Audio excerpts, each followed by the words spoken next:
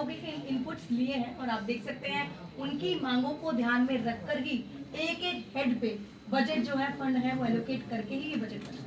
जी ma'am, ये कुछ discretionary fund आपका जो बढ़ाने की बात हुई है, विपक्ष इसी को लेकर 2 दिन से हंगामा कर रहा है और आज बजट भी हंगामे निगम देखिए, जैसे अभी डिप्टी मेयर साहब ने कहा, विपक्ष को भी मालूम है कि जब एस्टिमेट बनाकर फाइल एक अधिकारी से दूसरे अधिकारी पर जब वो जाते हैं तो कितनी परेशानी का सामना करना पड़ता है।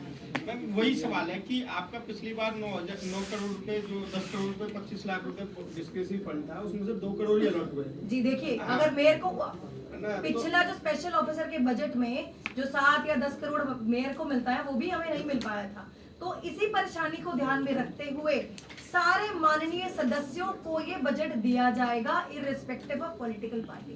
मैम, एक और बात है कि कमिश्नर ने इसमें एक पेशेवर कर लगाने का प्रस्ताव किया था, जिसमें शायद 10 लाख से अधिक इनकम वालों के लिए प्रस्ताव था, तो उसका क्या किया है आप लोगों ने, क्योंकि वो अभी बजट का हिस्सा ही था। आप देखिए विस्तार में सारा बुकलेट में सब लिखा हुआ है, आप उसको पढ़ सकते हैं। जी मेरा सवाल है, जो नया हेड बना है, प्लेन हेड में या नॉन प्लेन हेड?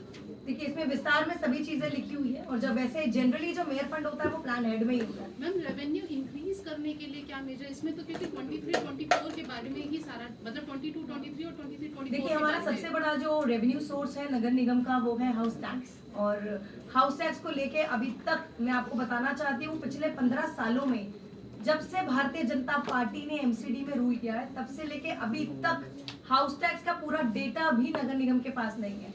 कितनी प्रॉपर्टीज हैं और कितना हाउस टैक्स हमें उन प्रॉपर्टीज से आना चाहिए, जितने टैक्स पेयर्स हैं उतने हम बार बार उन्हीं को नोटिस भेज रहे हैं। नए टैक्स पेयर्स हमने क्यों नहीं आइडेंटिफाई किए। तो इन सभी चीजों को ध्यान में रख के रेवेन्यू भी आने वाले समय में आपको पहले से बेहतर आंकड़े देखने को मिलेंगे। अभी आपने इसमें लिखा हुआ 10 करोड़ रुपए पार्षद के लिए किया जी, ये वही प्रस्ताव है जो हमने हाउस में पास किया था। इसको मैडम, बीच में एक प्रस्ताव भी पास हुआ था कि पार्षदों का वेतन और भत्ता बढ़ाया जाएगा 25,000 वाला 25,000 1 लाख जी मैक्सिमम वाला। तो उसमें इसके लिए मैं आपको बताना चाहूँगा, ये निगम पार्षदों के भत्ते के लिए ही 10 करोड़ रुपए का प्रावधान किया गया। आपको पता है कोई भी काम करना हो तो उसके लिए बजट के अंदर प्रावधान करना होता है। हमने जो प्रस्ताव पास किया था उस प्रस्ताव के लिए 25,000 रुपये एक मीटिंग का जो पास किया था उसी को देखते हुए 10 करोड़ रुपए का प्रावधान फिलहाल इसके अंदर किया गया। और जब कोई भी योजना बनती है, कोई भी चीज होती है, उसके लिए पहले बजट का प्रावधान। इसके लिए डीएमसी एक्ट में संशोधन कराना पड़ेगा, क्या हो गया क्या? वो देखे हुआ या नहीं हुआ, हम तो अपनी तरफ से अपने बजट का प्रोविजन देना, हम अपना प्रोविजन ही नहीं देंगे तो बात आएगी। हमने प्रस्ताव को पास किया था 25,000 रुपए पर मीटिंग की, जो माननीय सदस्य होगा उसको मिलेगा अलाउंस। हमने हाउस में एजेंडा लगाया, हाउस में इस प्रस्ताव को हमने पास किया। प्रस्ताव पास करने के बाद एक जो 25,000 का जो हमें अमाउंट देना है उसका एक बजट एलोकेट करके साइड पर रखेंगे एक हेड के अंदर, तभी तो दे पाएंगे। आगे की कार्रवाई क्या पता सेंटर क्या इस पर निर्णय देती है, वो तब की तब देखेंगे। बट हमारा जो कागजी कार्रवाई है, जो हमारा पेपर वर्क है हाउस का था या बजट का था, हमने वो अपनी तरफ से पूरी कर। मैम, एक और भी बात है कि जैसे आपने बोला कि दिल्ली का ऐतिहासिक बजट है, तो क्या ये मान लें कि 2024-25 में कर्मचारियों को वेतन के लिए परेशान नहीं होना पड़ेगा, क्योंकि इस बार आपका 1 साल का टेन्योर हो रहा है और अभी भी कर्मचारियों को देर सवेर जिससे सैलरी मिलती है तो समय पर नहीं मिलती है।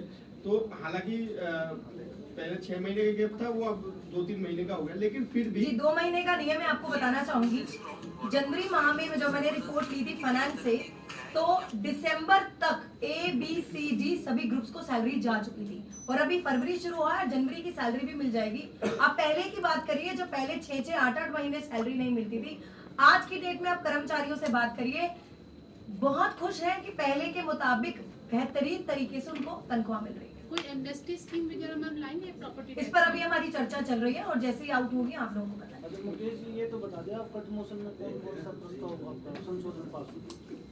वो तो बजट की आपको कट मोशन की मिली नहीं है।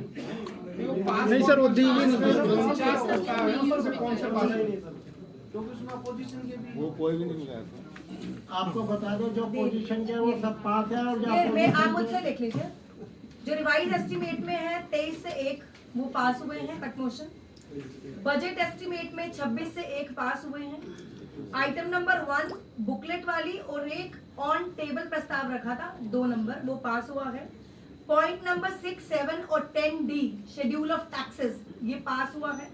और 48 से 27 जो हमारे कट मोशन से वो सभी रिजेक्ट हुए। बहुत बहुत धन्यवाद। ये शेड्यूल ऑफ मैम थोड़ा है ना प्लीज, एक बार जल्दी मत किया करो आप, साल का एक बजट होता मैम। मेरे मैम शेड्यूल ऑफ टैक्सेस जो है वो अमेंडमेंट के साथ पास हुआ। मेरे मैम आप है ना आज तो जल्दी मत करो, बजट है आज, सबकी सुन लो कम से कम।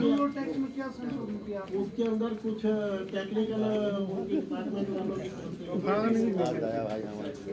मेरे मैम सारी चीजें देखो आजकल मोबाइल पे हो गई है मैम। मैं वेबसाइट चेक करता हूँ ना, आप आज के टाइम में आपका वेबसाइट है जो MCD वो एक डब्बे की तरह है मैम। ना तो उसमें कॉन्टैक्ट है, ना कोई टेंडर, मान लो कोई टेंडर करना चाहे उसको जानकारी नहीं मिलती।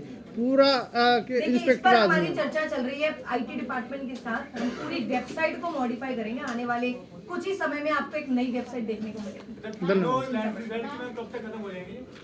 देखिए बलसवा में आप देख सकते हैं ऑलरेडी जो है पहले से काफी अच्छा काम हुआ है और हम लोगों ने पैरेलल टेंडर्स भी तीनों लैंडफिल्स के लिए लगाए थे। स्टैंडिंग कमेटी की वजह से अभी आगे चीजें प्रोसेस नहीं हो पाई हैं और उसका हमें खेद है। और एक जो हमारी गाजीपुर वाला लैंडफिल है वहाँ पे ऑलरेडी जो जिसको कंसेशनर जो टेंडर जिसने लिया था जो पहले का दिया हुआ है, 3 उसमें एजेंसीज हैं, जॉइंट वेंचर है, उनका कुछ पर्सनल डिस्प्यूट है जिसकी वजह से हमारा काम सफल हुआ है।